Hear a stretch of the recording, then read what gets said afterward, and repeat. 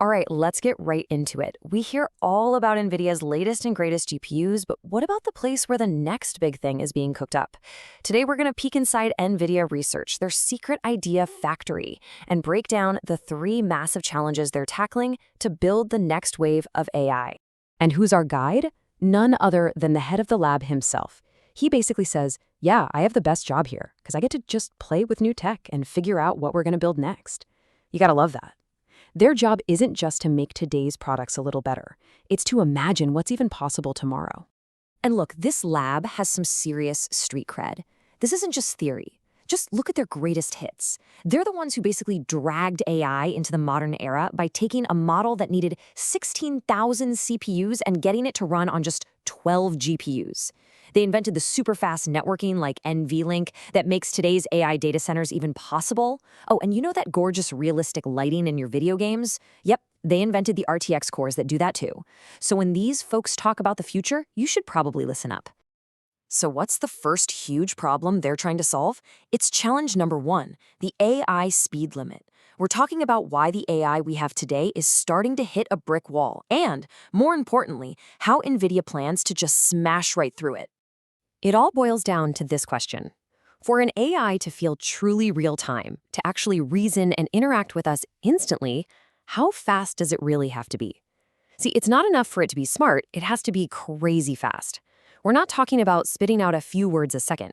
For an AI to have a complex thought, it might need to generate thousands of tokens, think of them as little pieces of words, on the inside, just to give you one single coherent answer. Now here's where it gets really interesting. When you ask an AI a question, what's taking so long? It's not the thinking. Look at this. A mind-boggling 89% of the delay is just communication. It's the system shuffling data from one place to another. The actual math, the compute, is that tiny little 11% slice. And it's the exact same story with energy. On a typical GPU, a massive 73% of the power is completely wasted just moving information around. Only a tiny piece is used for the actual work. That's like going to the gym and spending 3/4 of your time just walking from the treadmill to the weights, instead of actually working out. It's incredibly inefficient. So the takeaway is, you can't just make the old design a little bit faster. It won't work. You have to go back to the drawing board and re-engineer the whole thing. And their solution is pretty radical. First, you build brand new networks that are designed for low latency, for instant responses, not just raw bandwidth. And second, you redesign the chip itself to put the processing units right next to the memory, basically eliminating that wasteful commute. And they are not messing around here. They're not aiming for a 10 or 20% improvement. Their goal is a 10x reduction in energy per token and a 10x improvement in how interactive it feels. That's an entire order of magnitude leap. It's a total game changer. All right, let's move on to the next big hurdle. And this one is a doozy. Challenge number two, the data famine.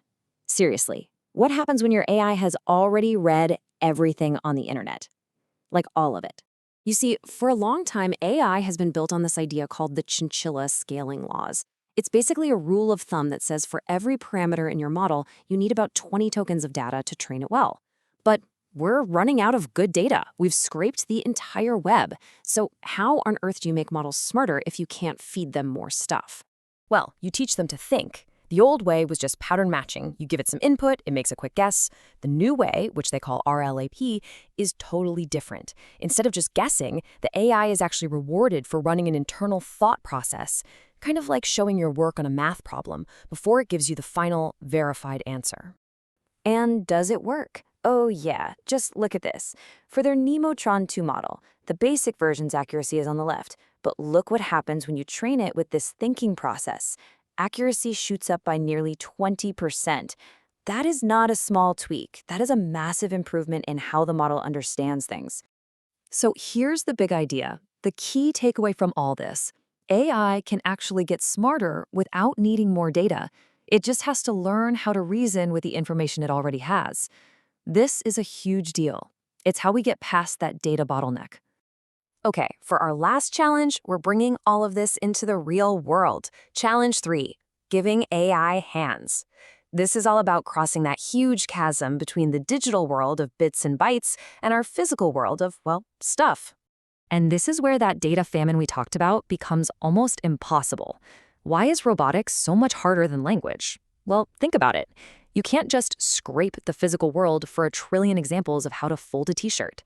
Getting that kind of data in the real world is incredibly slow, super expensive, and just a ton of work.